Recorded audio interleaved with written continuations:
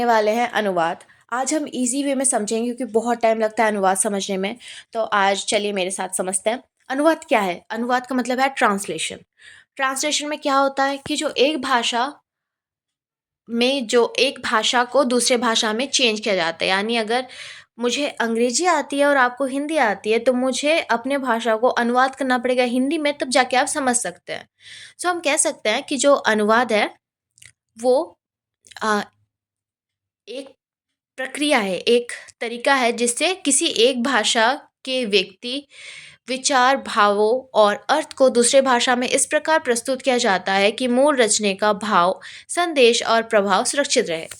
यानी हम कह सकते हैं कि अनुवाद क्या है? अनुवाद एक ऐसा प्रक्रिया है जिसके द्वारा एक भाषा का जो विचार, भावना या फिर जो इमोशंस है उसे दूसरे भाषा में इस तरह से प्रस्तुत किया जाता है कि जो मूल रचना का जो इमोशंस और जो मैसेज है वो चेंज ना हो। अब दूसरा सबसे इम्पोर्टेंट चीज़ है कि अनुवाद बस भाषाओं से नहीं होता कि एक भाषा अनुवाद, हम क्या सोचते हैं अनुवाद का मतलब क्या, हिंदी से इंग्लिश ट्रांसलेट कर देते हैं, बट ऐसा नहीं होता। क्यों नहीं होता?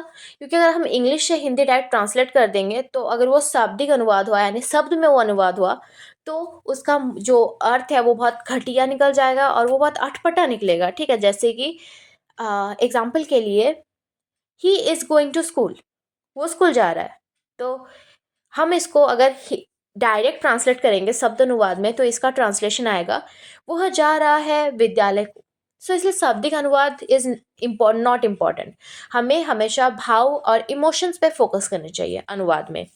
जैसे कि आप साहित्यिक अनुवाद में जो कविता, कहानी, ये सब जो ऐसे अनुवाद होते हैं उसमें आपको ध्यान देना पड़ेगा कि जो शैली है, जो उसके में इमोशंस हैं, जो रियल जो लेखक है जिसने लिखा है उनके इमोशंस, उनके जो क्या बोलते हैं भाव, उनकी उन्होंने जो जो उसमें पुट किया, उसका जो रस, उसकी शैली, वो सब जैसे आप बिगाड़ो ना और उसे आप ट्रांसलेट कर सको, और उसमें इमोशन सबसे ज़्यादा इम्पोर्टेंट है। अब तीसरा चीज़, जो अनुवाद है वो प्राचीन काल से ही मानव सभ्यता का हिस्सा रहा है। क्यों? क्योंकि पहले ज़माने के भी जो ग्रंथ वगैरह थे वो सब हम जो पढ़ रहे हैं वो कैसे पढ़ रहे हैं, वो ट्रांसलेशन के ज़रिए पढ़ रहे हैं। और साथ ही जैसे हम कह रहे हैं कि मानव सभ्यता का हिस्सा रहा है, क्यों कह रहे हैं? क्योंकि जब अलग अलग जगह के लोग साथ में मिले तब उन्हें बातचीत करने के लिए जिस प्रक्रिया, जिस चीज़ का यूज़ करना पड़ा वो अनुवाद है। और इसीलिए अनुवाद बहुत महत्वपूर्ण हो जाता है। हमारे भारत में हर 10 किलोमीटर छोड़ छोड़ के हर जगह नया लैंग्वेज उद्भावन हो चुका है। क्योंकि आप अभी टाटा में है तो आपको एक लैंग्वेज सुनने को मिलेगा, आप वेस्ट बंगाल जाइए आपको दूसरा मिलेगा, आप उड़ीसा जाइए आपको तीसरा मिलेगा। सो कैसे हम लोग उन लैंग्वेज के लोगों से बात करें जब हम वो लैंग्वेज नहीं जानते हैं? तो हम कर सकते हैं अनुवाद के ज़रिए। ठीक है? तो आपको ऐसे लाइन बाय लाइन जो मैं पॉइंट्स बोली उन्हें याद रखना है और वैसे पॉइंट्स वाइज़ लिखना है। फोर्थ, अनुवाद के कई प्रकार होते हैं। अब अनुवाद है तो अनुवाद तो बहुत जगह में यूज़ होता होगा, राइट? तो अनुवाद के बहुत सारे प्रकार होते हैं। जैसे एक होता है आपका शाब्दिक अनुवाद। शाब्दिक अनुवाद क्या? शब्द। शाब्दिक अनुवाद, शब्द पे ध्यान दीजिए। इस अनुवाद में शब्द से शब्द में ट्रांसलेट किया जाता है। जैसे कि मैंने कहा कि ये बहुत अटपटा होता है, लेकिन इसका यूज़ कहाँ होता है पता है? जब कोई बच्चा नया लैंग्वेज सीखता है उस टाइम उसे इस टाइप के क्या बोलते हैं, शाब्दिक अनुवाद का यूज़ करता है जिससे कि उसे लैंग्वेज सीखने में ईज़ी होता है। तो शाब्दिक अनुवाद हो गया। फिर हम लोग कहाँ पहुँचेंगे? अ, अनुवाद तो बहुत प्रकार के होते हैं, ये हम सब जानते हैं, है ना? तो पहले तो हो गया हमारा शाब्दिक अनुवाद, उसके बाद हम पहुँचेंगे दूसरे अनुवाद पे जिसे कहते हैं साहित्यिक अनुवाद। अब साहित्यिक अनुवाद क्या होता है? जब साहित्य से रिलेटेड कोई भी चीज़, साहित्य में क्या आता है? कविता, कहानी, उपन्यास, नाटक, अ, निबंध। तो कोई भी एक भाषा से जब आप एक भाषा के साहित्य को आप दूसरे भाषा में ट्रांसलेट करते हो, उसे अनुवाद करते हो, तो उसे हम साहित्यिक अनुवाद कहते हैं। इसमें ध्यान रखने की चीज़ क्या है कि सबसे पहला कि इसमें जो लेखक है उनकी भावना, सोच, सुंदरता को बनाए रखना पड़ता है। दूसरा चीज़, क्योंकि ये साहित्यिक अनुवाद है और इसे बहुत कठिन माना जाता है तो कहा जाता है कि ये अनुवाद सृजनात्मक कार्य, इसे सृजनात्मक कार्य भी कहा जाता है क्योंकि इसमें जो लेखक है, जो अनुवादक है, उसे भी साहित्य आना चाहिए। क्योंकि अनुवादक की अनुवादक को खुद भी साहित्य का समझ होना इसलिए आवश्यक है क्योंकि कविता के अनुवाद में छंद, लय, रस का ध्यान रखना पड़ता है। कहानी या उपन्यास में भी पात्रों की भाषा, संवाद और वातावरण की स्वाभाविक बनाए रखना आवश्यक होता है। इसलिए साहित्यिक अनुवाद में क्या ध्यान रखना है हमें? बोलिए। अच्छा, मैं बताती हूँ। तो साहित्यिक अनुवाद में हमें ध्यान रखना है कि सबसे पहले उसका छंद, लय, रस को बनाए रखना चाहिए। और शाब्दिक अनुवाद किसे कहते हैं? जो कहानी, कविता ये सब का जो अनुवाद होता है। दूसरा, कार्यालयिक अनुवाद, इसमें जो ऑफिशियल डॉक्यूमेंट्स होते हैं उनका ट्रांसलेशन होता है। ठीक है, तो इसमें भाव पे ध्यान नहीं दिया जाता है, इसमें सब पे ध्यान दिया जाता है, क्योंकि अगर सब थोड़ा भी गलत हो जाता है तो इसके लिए बहुत बड़ा प्रॉब्लम क्रिएट हो सकता है। तो जो कार्य अनुवाद है, इसमें क्या क्या चीज़ अनुवाद की जाता है, जैसे कि सरकारी आदेश, नियम, अधिसूचना, आवेदन पत्र, रिपोर्ट और पत्रों का अनुवाद किया जाता है इस कार्यालयिक अनुवाद में। ठीक है, जैसे कि इन अनुवाद में जो भाषा होती है वो बहुत सरल होती है, बहुत सिंपल होती है, बट बहुत साफ होती है, सरल होती है, साफ होती है, क्योंकि ज़्यादा इसमें सजावट की ज़रूरत नहीं होती है, बट इसमें भाषा साफ और स्वच्छ इस होना सबसे ज़्यादा महत्व दिया जाता है। थर्ड आता है शाब्दिक अनुवाद, शब्द अनुवाद, सॉरी शाब्दिक नॉट, इस शब्द अनुवाद। तो हमने पहले ही बात कर लिया शब्द अनुवाद के बारे में। ठीक है, फिर हम लोग आ जाएंगे भाव अनुवाद पे। इसमें इमोशन को वैल्यू दिया जाता है। जैसे कि साहित्यिक जो अनुवाद है उसको करने के लिए आपको भाव अनुवाद की ज़रूरत पड़ती है, क्योंकि इसमें इमोशन को ये किया जाता है, ट्रांसलेट किया जाता है, ना कि हमारे शब्द को। क्योंकि जैसे हमने किया कि सबको ट्रांसकरण से वो थोड़ा अटपटा हो जाता है, लेकिन जब भाव को हम करते हैं, जैसे कि the child burst into tears, तो इसको हम भाव अनुवाद कैसे करेंगे? बच्चा फूट फूट के रोने लगा, तो इससे उसका जो इमोशन है वो हमें पता चलता है कि बच्चा फूट फूट के रोने लगा, मतलब वो बहुत बुरी तरीके से रो रहा है, तो इमोशन इसमें कैरी कर रहा है। फिर आता है सार अनुवाद। जो सार अनुवाद होता है उसमें पूरे पाठ का अनुवाद नहीं किया जाता, बल्कि उसका जो मूल, जो उसका मेन चीज़ है, उसका मुख्य मेन जो विचार है या फिर मेन जो इमोशन है, उसी को बस ट्रांसलेट किया जाता है। और इसको हम लोग समरी कहते हैं। जैसे कि हम लोग कोई पोएम या फिर कोई स्टोरी पढ़े तो हमें उससे जो समरी होता है, यहाँ पर भी बस उसी को ट्रांसलेट किया जाता है। जब पाठ बहुत बड़ा हो और केवल उसका सार जानना हो, तब सारानुवाद किया जाता है। उसके बाद आता है पार्शियल ट्रांसलेशन। इसका मतलब होता है पूरा पार्ट को ट्रांसलेट ना करके कोई एक पर्टिकुलर पार्ट को ट्रांसलेट करना। साहित्यिक अनुवाद में पूरे पाठ का अनुवाद नहीं किया जाता, बल्कि किसी पर्टिकुलर हिस्से का ही किया जाता है। जब किसी किताब या लेख में सिर्फ कुछ लाइन्स या फिर कुछ पैराग्राफ या कुछ पेजेस इंपॉर्टेंट हो, तो बस उतने का ही ट्रांसलेट किया जाता है, और इसे पार्शियल ट्रांसलेशन कहते हैं। तो हमें पता चल गया किस कौन कौन से प्रकार हैं। तो अब हम जाएंगे अनुवाद की भूमिका। बहुत जिम्मेदार होती है जो अनुवादक होते हैं, जो ट्रांसलेट करते हैं, उनके बारे में उनकी जिम्मेदारी बहुत होती है। क्यों होती है? क्योंकि वो उनको बहुत कुछ जानना पड़ता है, तब जाके वो एक अच्छे अनुवादक बन सकते हैं। ठीक है, क्योंकि अनुवादक अगर अच्छा नहीं होगा तो फिर आप जो अनुवाद वो करेगा वो भी बेहतर नहीं बना पाएगा। सो हम जान लेते हैं कि गुड जो ट्रांसलेटर होते हैं, जो अच्छे अनुवादक होते हैं, उनकी क्वालिटीज़ क्या है। पहला तो उन्हें दो भाषाओं का मतलब जो अनुवादक है उन्हें दोनों भाषाओं का अच्छा ज्ञान होना चाहिए। जिस भाषा को वो ट्रांसलेट कर रहे हैं और जिस भाषा में वो ट्रांसलेट कर रहे हैं, दोनों भाषाओं को उनको अच्छे से ज्ञान होना चाहिए। दूसरा चीज़, उन्हें जो लेख होगा उसके भाव को उन्हें समझ में आना चाहिए, क्योंकि वो जो स्रोत भाषा को लक्ष्य भाषा में वो जो ट्रांसलेट कर रहे हैं, वो जो अनुवाद कर रहे हैं, उन्हें दोनों पे क्या बोलते हैं, दोनों का जो इमोशन है, यानी जो जिस भाषा मतलब जिस चीज़ को वो ट्रांसलेट कर रहे हैं उसका इमोशन ख़त्म नहीं होना चाहिए। उस इमोशन को उन्हें ज़िंदा रखना पड़ेगा जो लक्ष्य भाषा है उसमें, मतलब जो वो अनुवादक जो अनुवाद कर रहे हैं उसमें उसे उस इमोशन को ज़िंदा रखना पड़ेगा। सो दूसरा क्या है ना, पहला है भाषाओं का अच्छा ज्ञान, दूसरा है भाव को समझने की क्षमता, तीसरा है संवेदनाशील और सहानुभूति। एक अच्छे जो लेखक होती है उसमें पेशेंस होना सबसे ज़्यादा ज़रूरी है, क्योंकि एक लेख को पढ़ के, उसके समझ के, उसमें सारा सब कुछ देख दुखा के लिखने में बहुत टाइम लगता है। इसके लिए बहुत ज़्यादा पेशेंस चाहिए।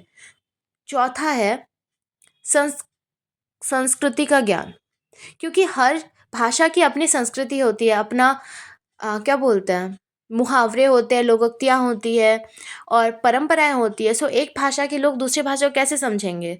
तो इसके लिए उन्हें ये ध्यान रखना पड़ता है कि वो उसको उसी तरह से ट्रांसलेट करे कि सामने वाला उसे अच्छे से समझ सके। उसे उस भाषा का जो साहित्य है उसमें से कोई ऐसा चीज़ उठाना पड़ता है जो सेम इमोशन कैरी कर सके। सो ये हुआ। उसके बाद जो चौथा है वो क्या है? संस्कृति का ज्ञान। हमने ख़त्म किया। पाँचवा है संतुलन की क्षमता। जो अच्छा अनुवादक होता है उसमें क्वालिटीज़ होने चाहिए। क्या-क्या क्वालिटीज़? जो एक अच्छा अनुवादक होगा उससे ज़्यादा शब्द से शब्द ट्रांसलेट नहीं करना है, मतलब उसमें इमोशन होना चाहिए। सिर्फ़ ऐसा नहीं कि वो शब्द को ही शब्द में ट्रांसलेट कर रहा है। लेकिन ऐसा भी नहीं है कि वो टोटली उस जो टेक्स्ट है उसी को पलट दिया और सिर्फ़ भाव उसके इमोशन को ही वो लिख रहा है। सो इसलिए उसे अपने शाब्दिक अनुवाद में और अपने जो स्वतंत्रता जो उसे मिली है, उस अनुवाद को उसके भाव के हिसाब से चेंज करने में उसमें ध्यान रखना होता है। एक अच्छे अनुवादक ना तो बहुत शाब्दिक होने चाहिए और ना ही बहुत स्वतंत्र। हो गया आपका पाँचवा। अब हम छठे पे जाएँगे। अच्छी लेखन शैली। अनुवादक को लक्ष्य भाषा से स्पष्ट, सरल और प्रभावी ढंग से लिखना आना चाहिए। जो अनुवादक है उसको उस जो अनुवाद कर रहा है उसको बहुत स्पष्ट, सरल मतलब सिंपल भाषा और प्रभावी ढंग से, जैसे कि उसको पढ़ने में वो सेम इम्पैक्ट आए, ऐसा लिखना चाहिए। उसके बाद छठा है अच्छी लेखन शैली। फिर सातवां गुण है धैर्य और एकाग्रता।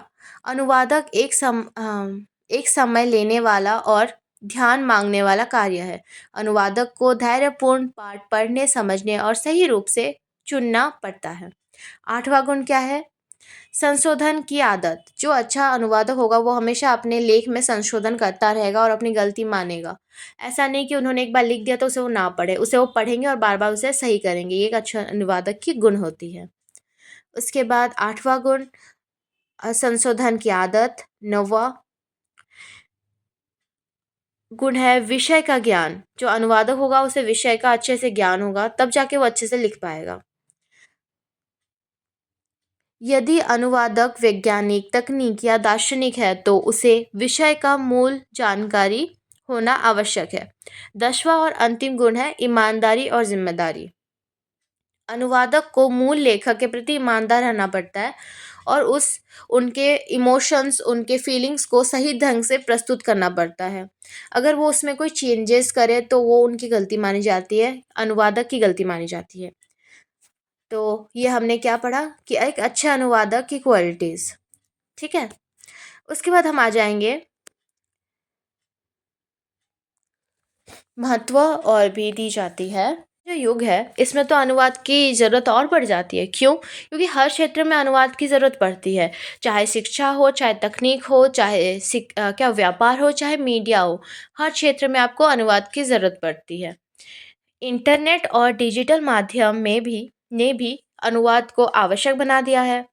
क्योंकि आजकल इंटरनेट में हम अलग-अलग वेब सीरीज़, अलग-अलग शोज़ देख रहे हैं जिसकी वजह से हमें इंटरनेट की ज़रूरत पड़ती है।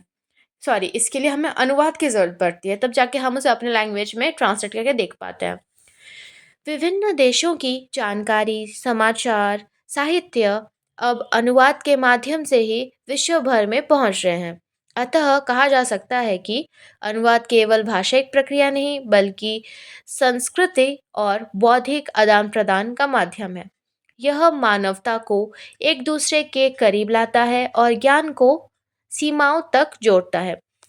इसलिए अनुवाद का अर्थ केवल शब्दों का रूपांतरण नहीं बल्कि विचारों और संस्कृति का जीवित संवाद है। तो हम कह सकते हैं कि जो अनुवाद है वो सिर्फ भाषाओं का खेल नहीं है कि एक भाषा को दूसरे भाषा में बदल दिया, बल्कि सांस्कृतिक, बौद्धिक सब चीज़ में ध्यान देना पड़ता है, तब जाके एक अच्छा अनुवाद बनता है। सो हमने पढ़ा क्षेत्र के बारे में कि इसके बहुत सारे क्षेत्र हैं, तो आइए देख लेते हैं क्या क्या क्षेत्र हैं। अनुवाद का सबसे आम और महत्वपूर्ण क्षेत्र है साहित्य। जब किसी भाषा की कविता, कहानी, उपन्यास या नाटक को दूसरी भाषा में बदला जाता है, तो उसे साहित्यिक अनुवाद कहते हैं। यानी साहित्य, किसी एक भाषा के साहित्य को जब दूसरी भाषा में ट्रांसलेट करते हैं, तो उसे हम साहित्यिक अनुवाद कहते हैं। इसमें भाषा के इसमें हम दूसरी भाषा के लेखकों और उनकी सोच, मतलब इस ऐसे अनुवादों के ज़रिए हम जो दूसरी भाषा, जिस भाषा की हम अनुवाद पढ़ रहे हैं, उस भाषा के जो लेखक हैं, उनकी सोच को समझ पाते हैं। ऐसे बहुत सारे अनुवाद हैं जो फ़ेमस क्रिटिक्स के हैं, जो बहुत फ़ेमस राइटर्स के हैं, जो हम पढ़ते हैं। दूसरा है अनुवाद, अ दूसरा महत्वपूर्ण जो क्षेत्र है वो है धार्मिक अनुवाद। क्योंकि जो धार्मिक पुस्तकें हैं वो अनुवाद के ज़रिए ही आज तक हमारे पास रह पाए हैं और हम अपने धर्म के बारे में उनसे समझ पाए हैं। जैसे गीता, बाइबल, कुरान या का अनुवाद अलग-अलग भाषाओं में किया गया है, क्योंकि इसी से लोग अपने ग्रंथ को, अपने धर्म को अच्छे से समझ पाते हैं। तीसरा है अनुवाद का एक बहुत ज़रूरी क्षेत्र विज्ञान और तकनीक से जुड़ा हुआ है। क्यों? क्योंकि जो किताब होती है, जैसे कि बहुत सारी डॉक्टरी की किताब जो मशीनों के बारे में लिखा होता है, या फिर चाहे कंप्यूटर के बारे में जो जानकारी होती है वो एक ही भाषा में होती है और वो बहुत टफ होती है। सो उसे ट्रांसलेट किया जाता है ईज़ी भाषा में, जैसे कि हम सब उसे समझ पाएँ। उसके बाद सरकारी और कानूनी अनुवाद भी एक क्षेत्र है, क्योंकि सरकारी और कानून में भी अनुवाद की बहुत आवश्यकता होती है, क्योंकि अगर सरकारी जो नियम, कानून, आदेश या अदालत में जो फैसले किए गए, क्योंकि वो सब एक ही भाषा में अगर होती तो बाकी लोग उसे समझ नहीं पाते। सो गवर्नमेंट को आम लोगों से जोड़ने के लिए उस जो पेपर्स होते हैं उनका अनुवाद डिफरेंट लैंग्वेज में किया जाता है, कि सब लोग उसे आसानी से समझ सकें। शिक्षा के क्षेत्र में भी अनुवाद का बहुत बड़ा योगदान है, क्योंकि शिक्षा के क्षेत्र में अगर अनुवाद नहीं होता तो शिक्षा, मतलब किसी भी नए भाषा को पढ़ने में हमें प्रॉब्लम होती है, लेकिन जबकि अनुवाद है तो हम अपने मातृभाषा के ज़रिए उस भाषा को अपनी मातृभाषा में अनुवाद करके हम उसे ईज़िली पढ़ पाते हैं। और आज के समय में मीडिया और मनोरंजन में भी अनुवाद बहुत ज़रूरी है। जैसे मैंने कहा कि जो दूसरे-दूसरे देश हैं, उन वहाँ पे उनके जो वेब सीरीज़, फ़िल्म या फिर समाचार को हमें अपने लैंग्वेज में ट्रांसलेट नहीं होगा तो हमें पता नहीं चलेगा। इसलिए जब ये अनुवाद किया जाता है तो इससे लोग देश और दुनिया की खबरें आसानी से समझ पाते हैं। सो उसके बाद आता है व्यापार और व्यापारिक काम। अगर व्यापार के टाइम अगर एक देश दूसरे देश के साथ खरीदना या कोई बेचने का काम चल रहा है, कोई लेन-देन चल रहा है, तो उनके जो दस्तावेज़ हैं, उनके जो कागज़ात हैं, उनके समझौते को अनुवाद किया जाता है, जिससे कि दोनों पार्टियों के बीच अच्छे से काम चलता रहे। सो इसके साथ हम उसके क्षेत्र को भी ख़त्म करते हैं। धन्यवाद इस वीडियो में जुड़े रहने के लिए। आपसे मिलते हैं नए वीडियो में। Thank you.